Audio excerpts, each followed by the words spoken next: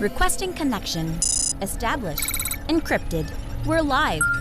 The show you've been asking for. Advice, technology, and community. Linux first, all others second. This is Ask Noah.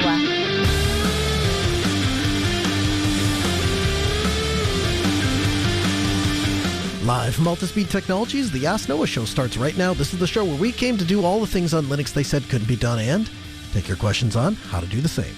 The phone lines are open as always. It is a free call, 1-855-450-NOAH.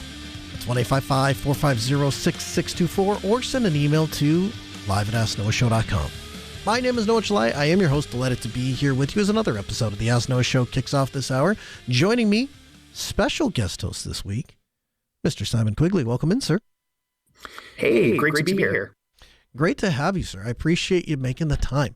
So I want to start here, Simon. We'll head into the feedback, and I'll have you do that with me. Then I'm going to ask you to switch one of your hats and put on a different one, as we're going to talk a little bit about Kubuntu. So stick around. We'll head into email and see what's in the inbox. Chris writes in and says, Noah and Steve, my blood is boiling. Broadband in the United States falls so far behind when, say, compared to Korea, Japan, or China, or so many other countries. Our telecom providers have zero interest or motivation to upgrade infrastructure in areas where they are the incumbent. We see it time and time again. Companies like AT&T, Comcast, Verizon, their own infrastructure in a region with little no competition, and what we see is nothing but rising rates, data caps, little to no infrastructure upgrades, and no place for the consumer to turn. I'm sorry, but you cannot yet compare 5G or satellite internet with broadband delivered via cable in terms of performance or cost competitiveness. At the end of the day, our politicians and their cronies, whom they've appointed all in their pockets in large corporations with lobbying organizations, irrespective of political affiliation, it's seen in scenarios in cities such as Chattanooga, Tennessee, which deploys a community-based network that offers better service for less money than the local incumbent telecoms, and the politicians in the state are going after them to shut down because they clearly, the likes of Comcast, AT&T, Verizon, are applying pressure to them. Today I live in Japan, where we have the equivalent of $70 per month symmetrical gigabit internet. The fiber is itself provided by NTT Docomo, which is regulated to some degree in what they can charge. And I'm able to choose from a slew of ISPs to provide the IP transport over the public internet over NTT fiber. Good luck finding something comparable in the US at that price point. I'm sorry, but Ajit Pai is wrong. Comcast, AT&T, Verizon, and any other private telco that's an incumbent in an area where there's no competition because they own the infrastructure needs to be regulated to some degree. Thanks for your time. Best regards, Chris. So here's what I would tell you. So I would tell you that first of all, I would use Ajit's own words to say that he didn't say that there shouldn't be regulation. He said the question was when to regulate. If we think a bit about what the purpose of government is, right? The purpose of government to protect its people. So certainly I can relate to your point about if you have a consumer that's in a boat and they have bad service and there's nowhere to turn, that's a problem. But that's a different problem than trying to regulate what companies can do with their own infrastructure. I think those are two separate problems. Some people would absolutely argue that you can't have any regulation because it opens up the possibility of the government putting the screws on. But I think the blind side in that approach is it also opens up a possibility for the private business to screw over the individual. And I've heard from a number of people that listen to this show that have been a part of these interviews, both in the backside and the front side. And I've heard things like they have agreements that will limit the speed of your internet if you don't allow deep packet inspection. I've heard that well-known ISPs come in, they'll give the office free business internet, but then the understanding is that the entire apartment complex will only work exclusively with that ISP. I've heard that if you only have one ISP there, oftentimes the price is terrible and what you pay for is not great. So I don't deny, and I don't think Ajit Pai denies, that those situations exist. I think he believes that there are other ways to accomplish those solutions. But certainly, I asked him the question, I think there's legitimately enough interest in acknowledging that the internet has become something that we need in today's day and age to do the things that you would expect to do on a day-to-day basis. I think it's worth having a conversation as to what role, if any, there is to say, would we want to bury some infrastructure, public infrastructure, and then decide who wants to rent out and provide those services? I think that's a discussion worth having. I appreciate you writing in. Our second email comes in from, I should ask, Simon, anything to add? No, not really. I think it's you're completely right in the points of, if you have a lot of these big companies out there, they aren't. Sometimes they could not cater to the smaller individuals. They could not cater to that. But I mean, I think it's a function of the company just becoming a little bit too big. And I completely agree. The answer to that is to make some of this public, because in 2024 you need internet. Yeah, it's the way that we accomplish half of the things we do in life. Our second email comes in from John. John writes in and says, "Hey, Noah and Steve, in a few episodes where self-hosting email has become a topic, I too have an interest in self-hosting email. But the factors that stop me are the following. 1, dealing with being blacklisted. That's a stress I just don't need in my life. 2, security. I am a Linux newbie, or maybe I'm intermediate, but securing an email server is not in my skill set. The third, redundancy. It's hard and expensive, and without redundancy, I have a fear that the emails are going to be dropped, they're going to be missed, and getting my family to rely on a self-hosted email would be a really hard compared to the stability of something like Gmail. So that being said, has Altispeed considered starting an email hosting cooperative? Each of the clients, administrated by Altispeed probably, would, or Ask Noah listeners, and anybody else interested could spin up cloud-based home email server. The cooperative aspect would be in redundant server for co-op participants. If and when their email server had issues or temporarily, you could, for example, when linking email to my own domain, Google provides multiple MX records, which implies that if the server goes down, there are multiple other servers that can handle the request. This is the redundancy aspect of self-hosting companies, that 2+ VMs with public IPs running an email service, needing to sync data and users between them, backups. That's scary. I just wonder if there's enough open source software that it would make it doable for a co-op to publish an Ansible script that could turn VM Linux machines from 0 to email hosts. Then some documentation on registering the node as part of the co-op. The node would be the primary email host for whoever owns the VM Linux host, but could also serve as a backup node for any of those in the co-op, holding an email co-op that's down, for example. If I had to support a network co-op to help with redundancy or security best practices I followed, I'd be game to play the cloud VM costs to run the email hosting server and support the co-op. Just food for thought. So I'm definitely open to the idea. Here, if I was to go point by point with you, here's what I would tell you. 1, dealing with blacklist sucks, no doubt about it. And can it cause up to a 24 or 48 hours where you can't get to certain people? Yep, sure can. However, you're not immune from that on other service providers. It's just that they're handling that for you, or doing those requests for you, or fixing those things for you without having you to get involved. But admittedly, once every few years, you're going to have to spend some time, fill out a form. Here's my email address. Here's who I'm at. Here's my domain. Here's my problem. Can you unblacklist me? Yeah, you'll have to do that. As far as the security thing, so security is a moving target, so there's never going to be a perfect answer to anything. That said, 1, unless you're encrypting ahead of time and then inserting the encrypted body into the email and doing that, largely email isn't a secure mode of communication anyway. You're storing the messages in plain text, you're receiving them in main text, and you have no real control over what the other person's server at the other end does. We want to protect credentials, we want to protect authentication, and of course the infrastructure aspect of it, all of the various services, all of the 0 days that come with those services, all the 0 days that come with the operating system. I get it. I understand. You're not wrong. At the same time, my answer to that is there are more and more services like Mail in a Box and like others that have been brought up that largely automate all of that for you. Now, you talk about a potential Ansible playbook that would do that. We've looked into that a little bit. Largely right now, the way the Mailbox functions is it's a bash script. And so there'd be some engineering involved to make that work. But what I really want to see actually is not just an Ansible playbook for Mail in a Box, although I think that would be helpful. The real answer here, I think, is for a project like Nextcloud to look over and say, we need an email backend. We need to have an ability to host email, or give the user the ability to host email.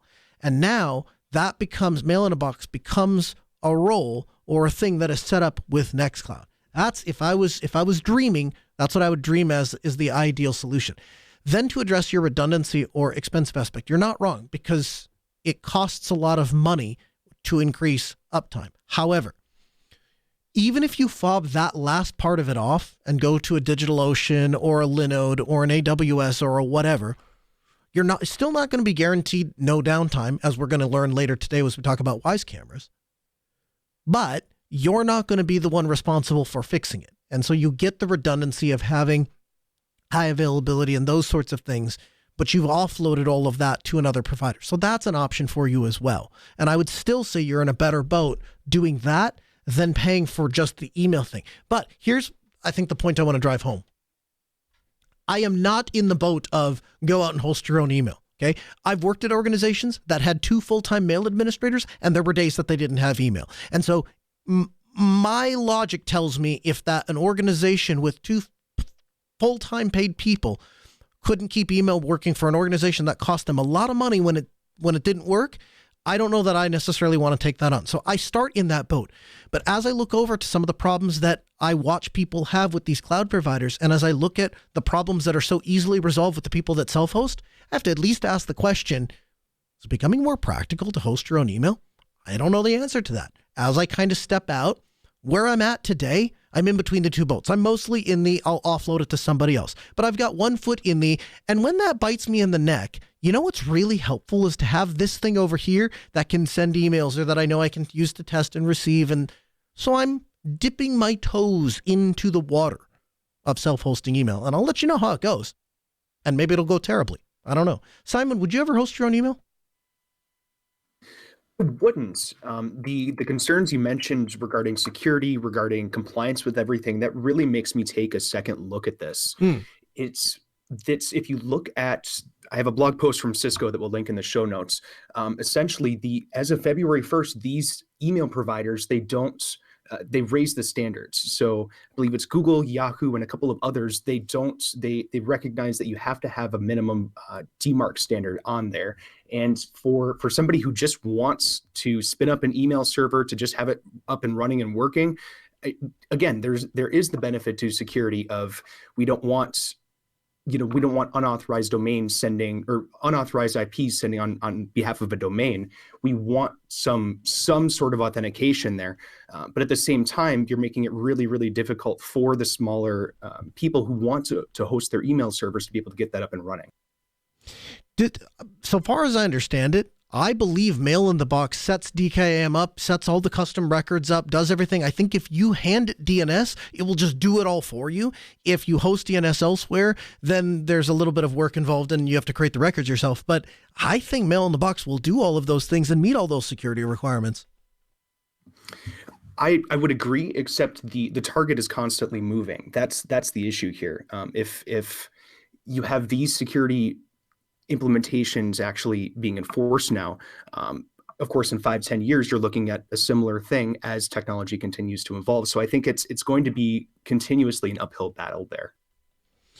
1-855-450-NOAH, 855-450-6624, the email live@asknoahshow.com. Our third email comes in from Austin. Austin says, hello, Noah and Steve. I've been listening to your show for a while now, and I really enjoy it. I have some questions related to protecting a free PBX server. Recently, I set free PBX Droplet up on DigitalOcean, and now I'm needing some advice on how to properly secure it.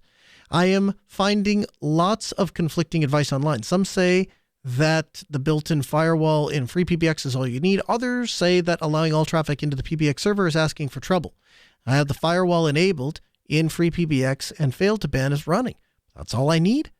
Should I also have the DigitalOcean firewall as well as restrict the incoming ports to what is necessary? Do you ever set up VPNs to secure the connection between the soft phone clients and the PBX server, especially if the PBX server is running in the cloud? I hope my questions make sense. I heard your recommendations for Vox Telus as a SIP trunk provider and really like them so far. Long live Linux and open source. Thanks, Austin. So here's what I would tell you. So first of all, I'll link to the Sangoma knowledge base, which will go over their questionnaire and their deployment suggestions and practices, because you should really take their advice, not mine. That said, 5 years ago or 10 years ago, if you would have asked me this question, I would have told you that the free PBX community, and at that time, Asterisk now, I think, was the distro. It was absolutely not designed to run on the open internet. Not whatsoever. Not designed at all for that. Over time, new things have come onto the scene that allow that to be more of an option. So I think there is the possibility that you could step out and put that onto the internet or put it onto a droplet. But again, I'm going to direct you back to their deployment guide. Here's the way that I would approach it.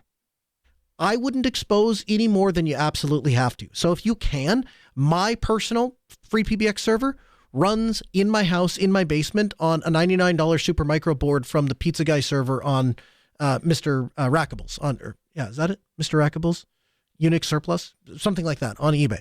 And he sells these little $99 Atom boards that it's like a pizza box looking 1U server. And I bought one of those for $99 and I put a SSD in it and I installed Asterisk Now on it, now free PBX, and runs just fine. That's what runs all the phones in my house. And that way, all the phones that are in the house connect directly to the box, and then it's using the trunk to get out to the internet to bring phone calls in. But even if that were to fail, at least the intercoms in the house and those sorts of things still work. If you're running a business, you might flip that around. Then the concern becomes, well, no. I want the trunk to be with the phone system at all times. Now, one way you can do that, you bring up Voxtelesys. They use 3CX. You could just host it with them. I think it's like $35 a month. They'll give you a 3CX instance. It is absolutely designed to be available on the open internet. It includes the necessary security protocols to ban IPs and do all of those things, and gives you a nice web UI, and then you're just paying for a service. I will tell you, I am getting emails from them talking about the new licensing structure and how there's going to be an increase in cost and or things change. You are not going to have that problem with open source PBX software, which is why the PBX software that sits in my house is still free PBX. Still use Voxtelesys as a trunk provider. I think they're great for providing the SIP surface, and they're open source at their heart. They use Linux top to bottom in their business, which I think is great. But I'm not quite on the 3CX bandwagon. I like it for business stuff. I understand the business rationale for it. It just concerns me that I'm kind of a slave to the activation. Our fourth email comes in from Charlie. Charlie says, "G'day everyone. What would be the best, most affordable budget for backing up 1 terabyte of data in 2024? And so he lists a couple of options: 50 pack of Blu-rays, 1 new terabyte 3.5-inch drive, second refurbished SAS drive, or a 1 terabyte micro SD card. So I'm going to work backwards and tell you, don't store stuff on flash memory. If you don't plug it in, it will eventually lose its ability to retain data, and you're going to lose data. So that's not a good long-term data storage practice. Used secondhand drives, if you're not actively drilling on them, that is to say you're not actively writing and reading data, you're storing it and then throwing it in a box somewhere, used drives can be okay. You're taking a risk with any drive you buy. It's probably a better practice to buy a brand new drive, burn it for a while to make sure there's no manufacturer defects, then store your data on it and then store it. But I've bought plenty of used drives. And here's something to consider. If you can buy 2 refurbished drives for the same price that you can buy 1 new drive, I would argue you're in a better spot, because now your data is in 2 places. But ultimately, what I would encourage you to do, follow the 3-2-1 rule. Have 3 copies of your data, have it on 2 different mediums. So that is to say, maybe you have 2 of them on, or maybe you have 1 copy on a hard drive, 1 copy on the Blu-ray, and then you have a second copy on another hard drive, because the one is at least 1 copy is offsite. 3 copies of your data, 2 different mediums, 1 offsite copy. That's what I would do. Also, if you're not testing it, it's not good enough. You have a backup wish, not a backup plan. Scuba Steve writes in and says, "After listening to your cloud streaming woes on last week's episode, I was shocked that you haven't have over-the-air TV set up already. I hardly ever watch traditional television anymore, but I keep an antenna for whatever major sporting event comes up. All you need is about a $30 indoor antenna, a $100 HD home run box, and Sparkle TV out for your Shield. Combine those, you've got dozens of channels of live HD TV that you can access from anywhere in your home network. Do a little more configuring, and you can have a working DVR. Like I said, I don't use it very often, but it's truly a set it and forget it system, and it's great to have when you need. Worked flawlessly for the Super Bowl last week. Thanks for the show that you and Steve provide, the value that fills the gap that other podcasts do not. Keep up the good work, Scuba Steve." So you turned me on to something, man. So I checked out this HD home run. This is really cool. So it's a device that takes in a signal and it acts as a cable tuner and or TV tuner, and then exposes that over an IPTV feed, which you can then use. The app he recommends is Sparkle, but I've also learned that there's an HD home run add-on for Kodi. So the concept that I can go install a boosted amplified antenna in my home and just connect that to the network, and then that becomes available to every Kodi TV in my house, I'm all on board. And Simon, I understand you were holding out because you've been doing this for a while. Yeah, so I've had just a little bit of experience with the with doing over the air TV, and it's interesting because when you join over the air TV or when you're watching over the air TV channels, they're mostly local news channels or sports or something like that. But you do have for example, the Super Bowl, and I know you were having issues streaming it with the Paramount Plus. You could have possibly tried a local channel with something like this. It is a great option. I've played with it personally on my own, albeit it was a couple of years ago. It definitely works well. You can have a smaller device, connect everything up, and I don't seem to recall whether it was the encoding or the decoding that happened specifically on the device, but there are a lot of options, and in this space, it's interesting given that TVs usually support this natively. If you'd like to do something like use your computer to watch the Super Bowl, it is a great option. I like it because it's the standpoint that I can self-host a television channel. Yeah, as I bring it in via the actual over-the-air, that appeals to the ham radio person inside of me. I can put up an antenna and receive the signal I'm bringing in. I was not aware that the technology readily existed to easily convert that into network packets and then bring those packets into Kodi TV, because I tell you what, that gets me all the convenience I was looking for with all of the self-hosting aspects to it. From the Linux Newswire newsroom, this is the Week in Review with JT. For the week of February 18th, 2024, here's the Linux and open source news. Greg KH has announced that the Linux kernel project has been accepted as a CNA, as a CVE numbering authority for vulnerabilities found in Linux. Firefox 123 has been released. Auto CPU Frequency has released version 2.2. Miracle WM, a Wayland compositor based on Mir, has had its first development release. Louvre, a C++ library for building Wayland compositors, has announced version 1.2. Linux 6.9 will allow the RISC-V kernel builds with Clang link time optimizations. Asahi Linux is conformant to the OpenGL 4.6 and OpenGL ES 3.2 on Apple Silicon Macs. The Minister of Digital Transformation of Ukraine, Mikhailo Fedorov, has announced that the code of their e-government app, Daya, will soon be open-sourced. The Nginx kernel developer has quit the project in a CVE dispute and has started the free Nginx fork. In security news, a newly discovered Wi-Fi authentication bypass vulnerability has been found in WPA Supplicant and Intel's iNet wireless daemon software.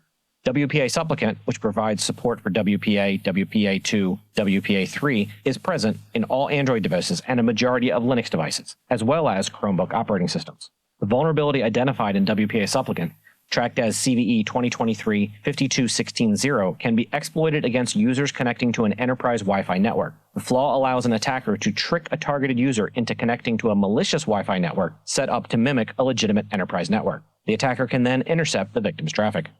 Security researchers have uncovered a sophisticated malware campaign targeting Redis, a popular data store system. This campaign, dubbed Migo, employs novel tactics to compromise Redis servers along with the goal of mining cryptocurrency on Linux hosts.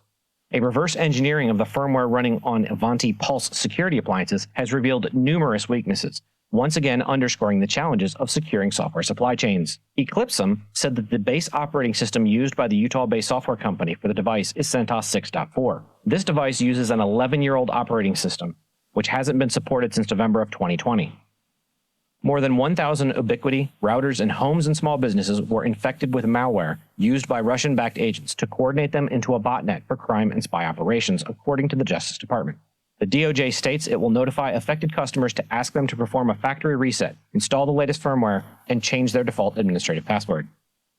And lastly, in open source AI news, Cohere for AI, the nonprofit research lab run by the artificial intelligence startup Cohere Inc., has introduced a massively multilingual open source artificial intelligence large language model called Aya that can operate in 101 different languages.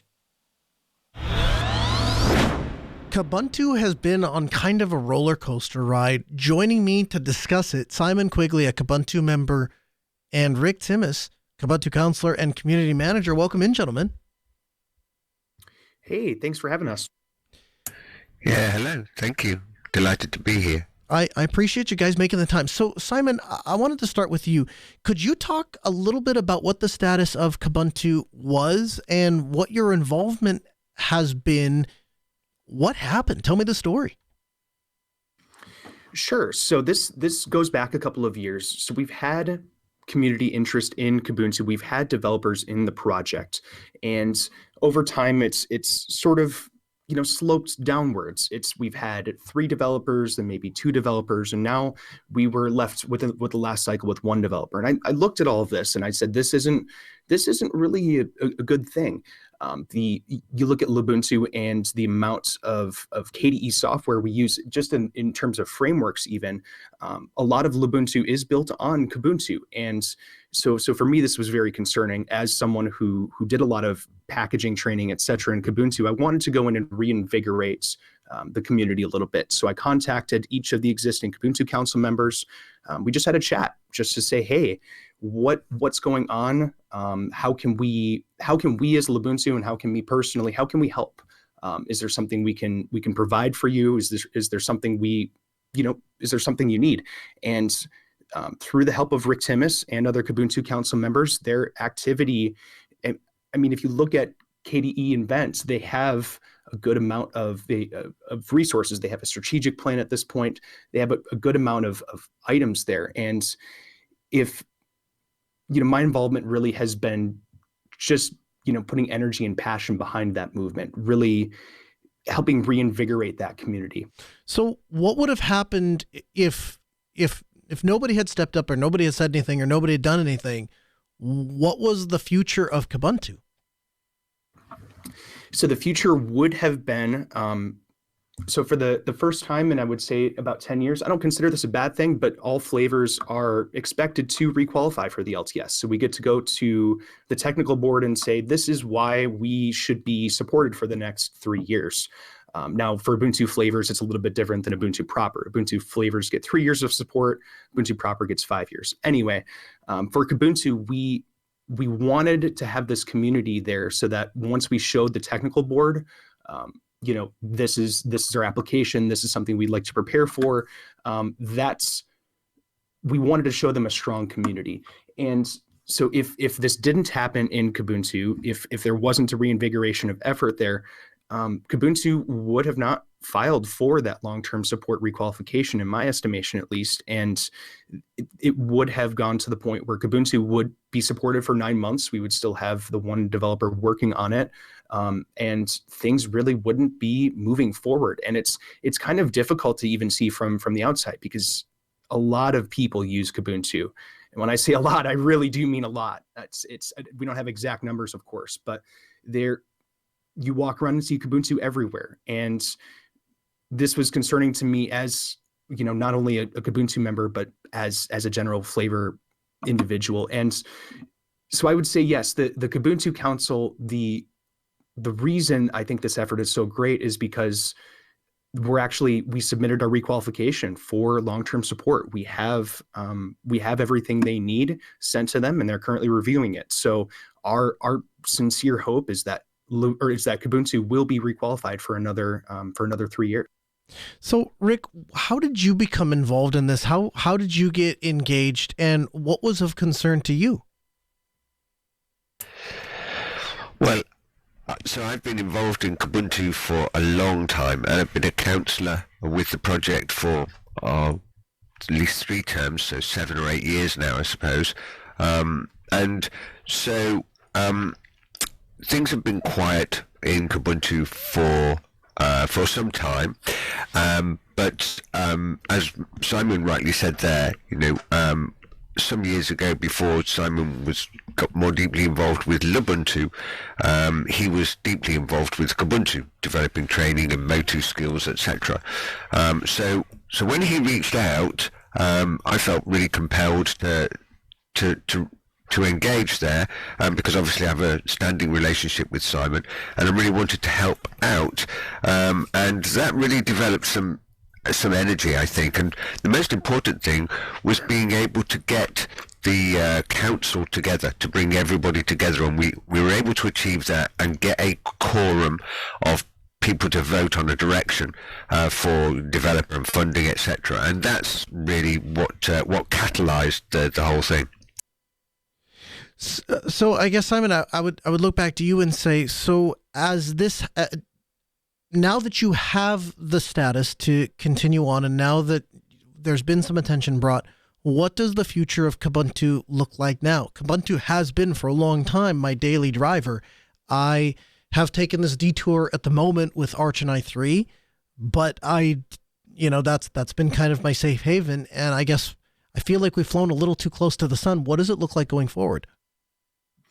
So going forward, there is something that is slightly controversial, the fact that we are using Plasma 5 in this long-term support release instead of Plasma 6. And I'd like to address that head on, because the rationale behind that is the user base of Kubuntu wants a stable, trustworthy release. And if we ship Plasma 6, the release date is barely before feature freeze, I would say. And it's to us, we would rather err on the side of caution and say these users deserve something that we know is tried, true, and tested.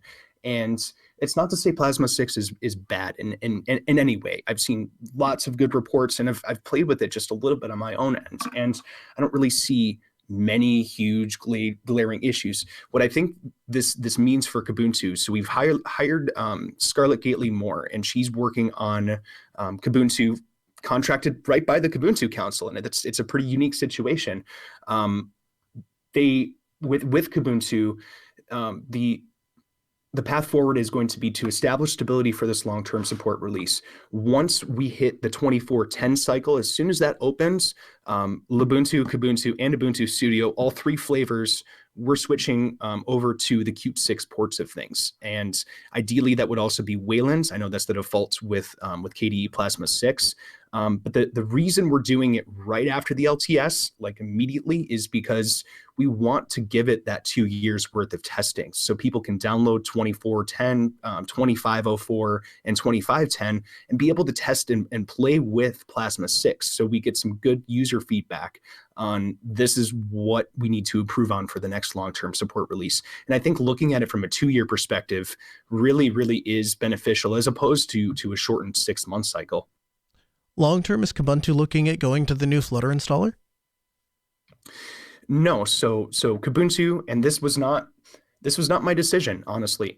Some people may think, well, Simon's involved in Kubuntu. No, that's not what it was. For Kubuntu, I brought this idea to the council. There's really 2 options at this point to use, or 3 technically, because you could use Ubiquity, which is the classic Ubuntu installer everyone knows and loves.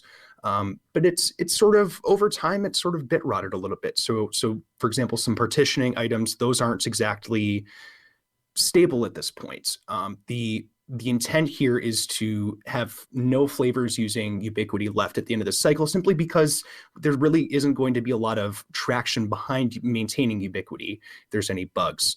Other than that, I would say that it's with the Ubuntu flavor installer, the big hangup is just the amount of time it takes for onboarding. So I look at other flavors like Ubuntu Studio, and the couple of weeks it took them to get the Ubuntu flavor installer up to go. To me personally, and this is a personal opinion, I really strongly believe Calamares does have an advantage in terms of stability. And I would say that because if you look at the lifetime of these 2 installers, if you look at the amount of development effort and resources, the Ubuntu Flutter installer, the new one, looks amazing. It looks great. And it does have quite a few useful features. But for Kubuntu, again, our philosophy is, at least for this release, is keep it stable, keep it trustworthy. And if we aren't doing that, then here, let me rephrase. It's if we do go with the Ubuntu Flutter installer, we don't have that exact same guarantee. Rick, anything that you wanted to add in the way of what the hope of the future of the project and what you all aim to accomplish going forward? Do you feel good about the future of Kubuntu? Yes, I do. So I mean, first of all, just talking about the Plasma 5, Plasma 6 thing, we have to keep in mind that we have some downstream dependencies as well. So we have hardware vendors like Kubuntu Focus, right, which produce a whole suite of hardware that they ship with Kubuntu, and so we need to make sure that that platform is stable. But we also know, as Simon rightly said, if you look in South America, for example, Kubuntu is used hugely across education, in universities and other places, and we also know that that it's used certainly in like East Asia in business and enterprise. And so we have a vision to really start to support that, and part of our strategic goals going forward is to drive that uptake, work with our hardware vendor partners to drive enterprise and business ready machines that are built off of Kubuntu, and also to encourage and work with the developer communities. And that's part of our strategic vision for 2024-25. So with this new energy that we have got and the LTS in place, and of course we have a full-time developer now with Scarlett, we're really well positioned. So in answer to the question, Noah, yeah, I'm very optimistic and very energized about what Kubuntu is doing right now for this cycle. Are you at liberty to talk about who those hardware partners are? Who makes a good laptop if you want to run Kubuntu and have a great experience out of the box? And what does the support infrastructure around that look like? Sure, absolutely. I can talk about that. So we partnered with a company about 4 years ago now. Well, let's say partnered, really. It was a company in America, Mindshare Management. They approached us and wanted to build a developer-focused laptop. So a competitor for the Apple Mac, but something that was really tuned towards data science and developers and cloud platform.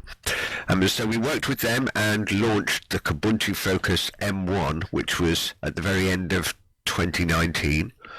They now have a portfolio of products, the Kubuntu Focus M2, the IR14, the NX, I think it is, as well. And you can find out about that. That's at kfocus.org. Then we also have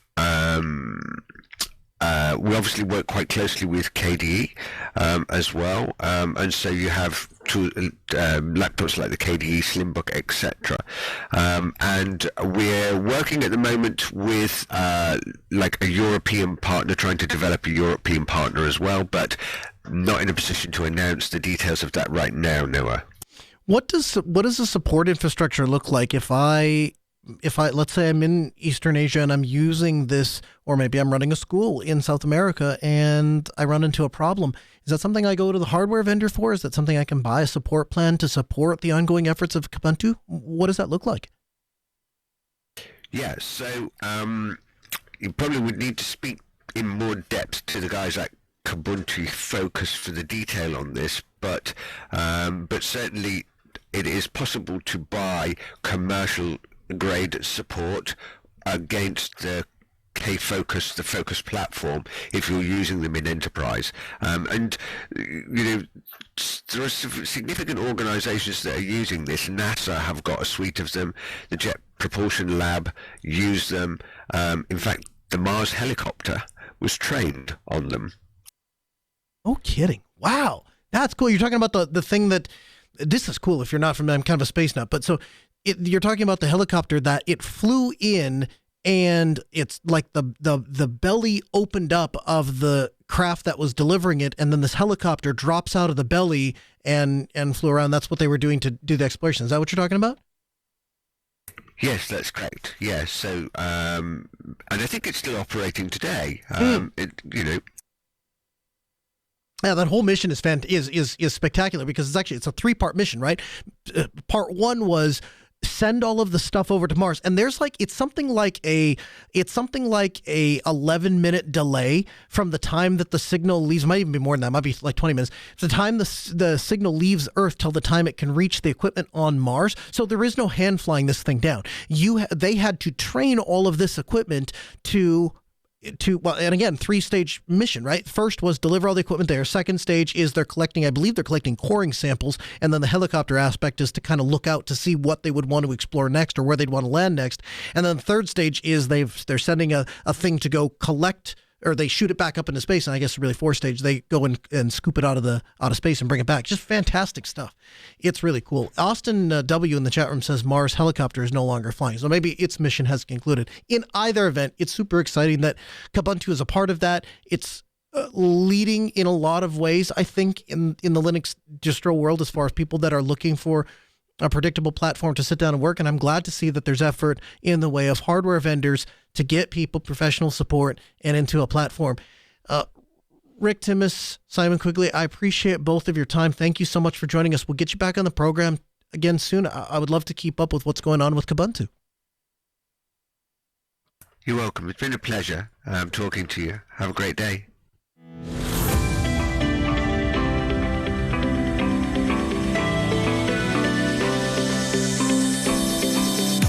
Waze admitted this week that 13,000 users could have viewed strangers' camera feeds. This comes to us from theregister.com. You can read the entire article linked at podcast.asknoahshow.com. Smart home security camera slinger Wise is telling customers that its cybersecurity incident allowed thousands of users to see other people's camera feeds. Wise said that the 13,000, only 1,504 users actually looked at the feeds of others. Willful or not, this represented about a 0.25% of all users. So here's the deal. I would ask you the question, can you hold Wise accountable when they fall victim to something the technology was never truly designed to prevent? Okay, here's why I say this isn't fall completely at the feet of Wise. First of all, users agreed to store their unencrypted video files on Wise's servers. And they did that because they wanted the convenience of the cloud to access the recordings from any device at any time just by logging into their account. You can't do that if you're also local client-side encrypting the footage. It requires a key store. It requires a separate encryption password. It requires you to manage the keys by hand. It requires something. And that wasn't there, and it wasn't advertised, and that wasn't the service that you were buying when you bought the Wise camera and installed it. There was no encryption. And frankly, up until 5 minutes ago, the 13,000 users that apparently never asked the question about security and encryption, and if they did ask the question, then they must have been satisfied with the answer because they kept the cameras installed. So I circle back to, can you really hold Wise accountable if they're falling victim to something that the technology wasn't designed to prevent? And I don't think anywhere in a cloud service camera provider's offering is there the suggestion that this is the most secure way to run a camera system. It's convenient. It's easy. That's why. So the company explained on Friday that the outage, which it attributed to their partner AWS, took down Wise devices for several hours on Friday morning. Wise then said that they experienced the security issues when the cameras came back online. So imagine this. Every Wise camera, well, thousands of them, drop offline because they have a problem with their AWS instance. It all comes back on. What do you have? Denial of service. So the specific security concern was the result of an incident caused by a third-party caching client in which a library that was used was integrated in the system. Now, here's the deal. You'd have no way of knowing that they were using a third-party caching client library. You'd have no way to know that because you can't see the code. And so if you have no way to see the code and it's not hanging around on the internet for somebody to look at and raise the red flag and say, hey, this looks a little fishy, then we have no way to know that this is happening. Now, it gets worse, because this is the second time something like this has happened in 5 months. Back in September, Wise users reported seeing feeds of cameras that they didn't own via Wise's online viewer. Wise claimed that for about 40 minutes, as many as 2,300 people could be logged in to the online viewer and been able to see up to 10 strangers' feeds. The company blamed that problem on a web caching issue and said that it deployed numerous technical measures to prevent the problem from repeating, and including account permissions, updating company policies, and employee training, and hiring an external security firm for penetration testing, which apparently missed the fact that it was going to happen again 5 months later. So here's the takeaway. The takeaway is, if the device is in your possession and it actually doesn't sync any data up to the cloud, then you're good. It's the modern day equivalent of a closed circuit TV camera. Okay. The second thing is the caveat is, if the code isn't on the internet, then the collective community cannot bang on it. If the collective community cannot bang on it, there is no alarm to be had when something is fishy. It doesn't mean that you necessarily read the code, but it means that somebody else could read the code and raise their hand and say, hey, this looks a little weird. But that's not even a possibility with cloud services. And as Paul Moore demonstrated to us last year with Eufy cameras, they're uploading unencrypted name tag thumbnail images to cloud servers so that they can accomplish the alerting on users' phones. And this is after or while telling companies and customers, well, we don't have any clouds, we don't have any costs, nobody has access to your data but you. Well, it turns out that wasn't true. It turns out it was just somebody else's computer.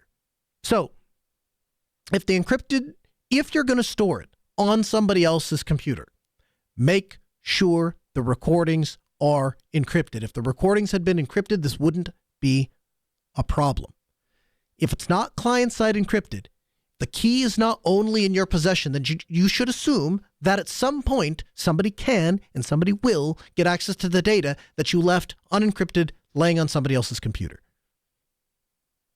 What Wise did was only possible because of Linux automation and the scalability that comes with it. So there's another article, and I'll have this link for you in the show notes, as well as podcast.asknoahshow.com from the Register, talking about the demand for data center space in Europe. And it's outstripped supply last year. Why? Because hyperscalers are snapping up as much available capacity as they can get to. That is to say, you open a data center and all of a sudden all these companies go, we'll fill it with servers and then rent the servers back out to the service providers that want to sell all of these cloud services back to you. So the data center then is really just the result of the whole world going, here, take and host our tech because we suck at it and we stubbed our toe trying to do it, and then I lost something and now I'm upset and I don't like it this way. So you take it and tell me what you want a month to deliver it back to me as a service. Well, that has resulted in the huge centralization of all of these services, to which now probably half of everything you do runs either off of Azure or off of AWS or somewhere in between. But the problem that creates is, like, the world has this swirling evolution, right? New companies start up, old companies die off, service offerings change. And again, they're all using largely the same infrastructure. And so it's designed. Linux allows that scalability. Okay, today we need this stack. Tomorrow we need that stack. Today we need this storage. Tomorrow we need that. That's possible. But in the last 90 days of my own personal life, I've had a cloud service tell me that the prices are going up. I've had a cloud service provider lock me out. And my favorite, a cloud service provider going out a month with an organization unable to send email to an entire domain. And that cloud service provider, who is paid thousands of dollars every month to do a thing, and that thing is currently not working, they haven't really done anything about it. And all I'm left with is, well, I can ask for an update. So the ones that were open source, mainly to me in my Element instance, yeah, it was kind of a pain, but at least there was something I could do to help myself. The ones that were proprietary, my excursion with the Super Bowl and this other cloud office provider, which I had no say in, but this organization is using, I'm helpless. I can't do anything. And that helpless feeling hits a nerve going all the way back to when I was a kid. And I remember Microsoft releasing Windows XP and the horror I felt when I figured out that you had to call this phone number or connect the computer to the internet in order to activate Windows XP. And I remember back then being scared and thinking that if my laptop ever crashes and I have to reinstall Windows, it used to just be like I do that every few months to keep it running well. And now all of these new questions have surfaced, like, will I be near a phone? There's a scary little counter at the bottom, and I know I have some time to activate it, but I've never let the little scary counter run out. So what happens when that time expires? Am I just locked out of my computer? Can I use it? And it left this really nasty taste in my mouth where I didn't feel like I could trust my own tech.